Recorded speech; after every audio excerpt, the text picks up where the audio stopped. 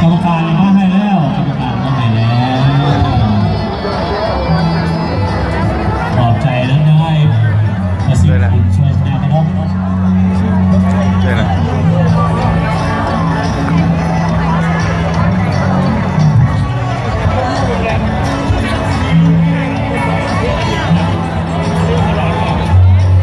ขอบใจน้ำยากระซิบบุญโซ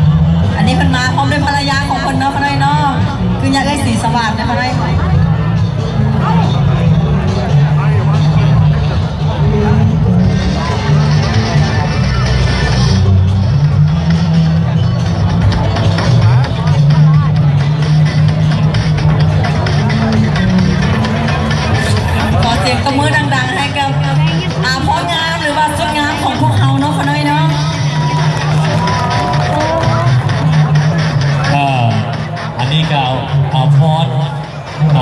ลาวนี่น้ำหลายมาจากห้าใดๆนี่ สงสัยมาจากประเทศลาวนะคนน้อยดาวงาม แต่ว่า เสื้อผ้า อันนี้ งาม ก็ว่าเยอะเนาะสร้างโดยตรงจากเมืองลาว ซื้อคนก็งามงามได้ซื้อนางวิสาขาเขาหน่อย วิสาขาซื้อลาวเต็มๆเนาะเนาะ งามเลยเนาะสมแต่ละคนที่ได้ตำแหน่งในมือนี้ ว่าโอ้ย